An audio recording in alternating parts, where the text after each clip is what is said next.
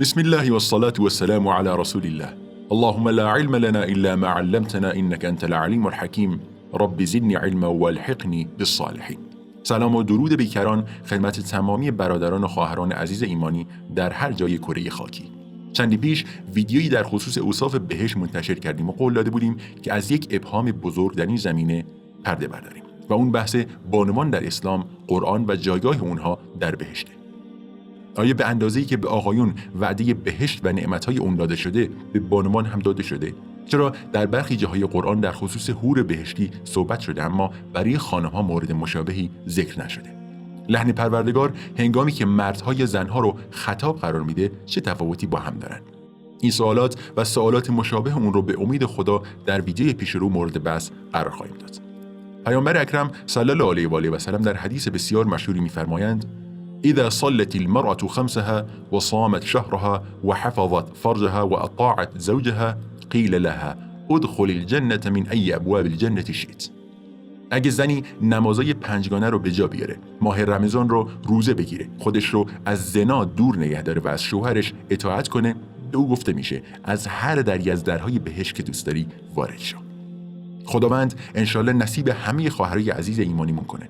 دقت کنید که مسئولیت‌های دینی و اجتماعی بانوان نسبت به آقایون کمتره و همین مسئله یک امتیاز مثبت برای اونها محسوب میشه. برای مثال خانم‌ها لازم نیست به نماز جماعت یا حتی نماز جمعه برن. قبل از هر چیز به خاطر داشته باشید که به لحاظ روانشناسی تفاوت‌های زیادی بین زن و مرد وجود داره. معمولاً مردها به دنبال جنس مخالف میرن و زنها به دنبال جلب توجه مردها هستن. این جزء خصوصیات روانی زن و مرده و یک قاعده کلیه. البته همیشه استثناء وجود داره اما نرم کلی این دو جنس به این شکله. برای مثال موقع ازدواج روال عادی بر اینه که مرد به خواستگاری بره. هرچند امکان داره زنها هم در مواقع خاص به خواستگاری مردها برن و هیچ اشکالی هم نداره، اما روال عادی به این شکله. این مسئله هم در روابط نادرست و هم در روابط سالم و در چارچوب شرعی هم صدق میکنه. همچنین مردها به لحاظ بصری بسیار تحریک پذیری بیشتری دارن و بیشتر از خانمها انگیزه میگیرن. به لحاظ روانشناسی بانوان بیشتر به احساسات و لمس کردن علاقه دارن تا تجربیات بصری.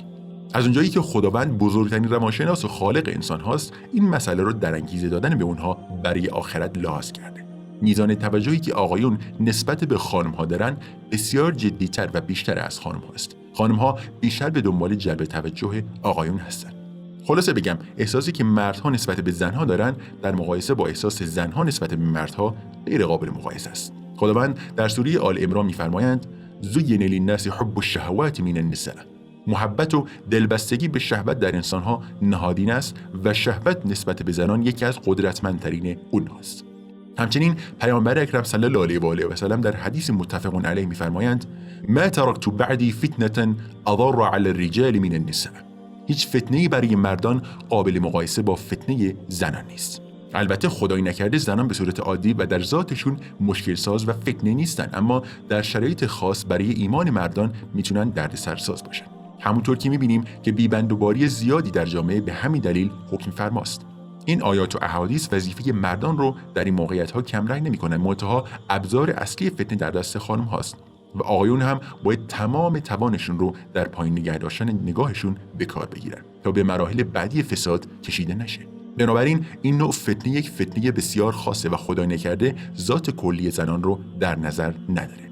همین دلیل یکی از مهمترین دلایلیه که خداوند در قرآن از مردان به عنوان عامل تشویق برای زنان استفاده نکرده. مثلا اگه خانم‌ها تقوای خدا پیشه کنن، مردهای چشم آبی و درشت هیکلی در بهشت انتظار اونها رو میکشه. زنان مسائل مهمتری از این دارن که بهش فکر کنن. از طرف دیگه حجب و حیایی که در ذات خانم‌ها وجود داره بسیار بیشتر از آقایونه. این مسئله هم عامل کلیدی برای ذکر نشدن ظاهر و جزئیات آقایون برای خانم‌ها در قرآنه. اگه از 10 خانم بپرسید که توجه و نگاه کردن به فلان مرد براش مهمتره یا اینکه در مرکز توجه و احساسات باشه، شک نکنید که 9 نفرشون مورد دوم یعنی در مرکز توجه بودن رو انتخاب میکنن. دلیل این همه آرایش و به ظاهر رسیدن هم همینه. خانم‌ها دوست دارن که توجه جنس مخالف رو جلب کنن و بزرگترین نقطه ضعف آقایون هم خانم‌ها هستن. علاقه و اشتیاق خانم‌ها به خرید لباس، جواهرات، چیزای رنگارنگ و امتحان کردن اونها و جلب توجه جنس مخالف خیلی بیشتر از اشتیاق و میزان توجه اونها به آقایونه. خانم‌ها اونقدر به ظاهر و جلب توجه آقایون اهمیت میدن که بیماری‌هایی همچون بی‌اشتهایی عصبی یا آنورکسیا در اونها به وجود میاد.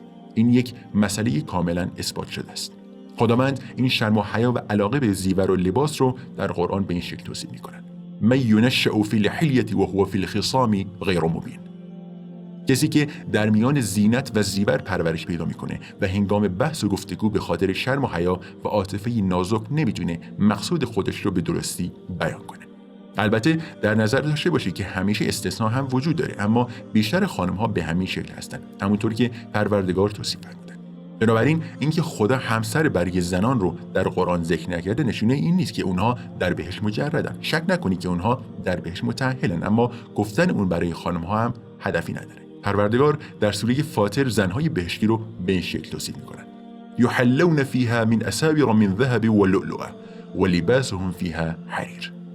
دستبندهای طلا و مروارید و جامه‌های ابریشمی در بهشت انتظار خانم‌ها رو می‌کشه.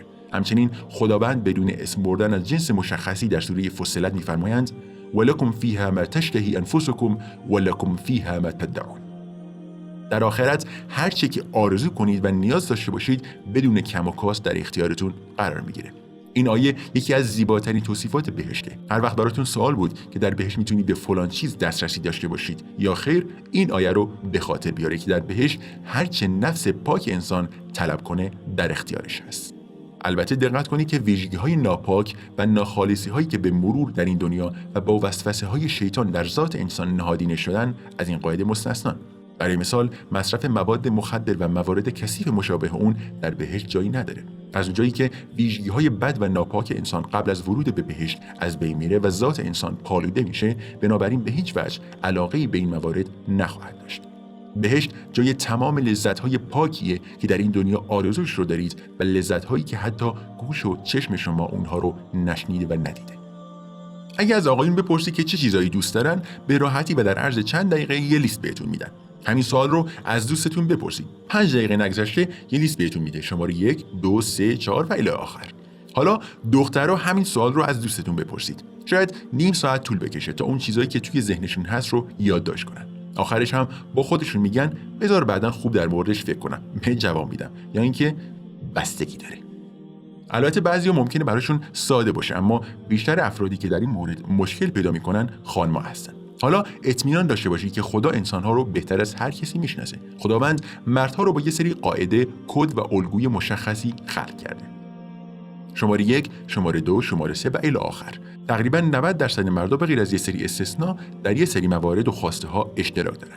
اما زنا به این شکل سرراست خلق نشونه که بتونن یه لیست و یه سری نیاز کاملا تعریف شده داشته باشن. نیازهای خانم‌ها بسیار پیچیده‌تر از نیازهای آقایونه. قبل از ازدواج، بعد از ازدواج، قبل از مادر شدن، بعد از مادر شدن، وقتی جوان هستن، وقتی پیر هستن، موقع اضطراب، موقع خوشحالی، هر لحظه نیازهاشون تغییر میکنه و در حال تغییره.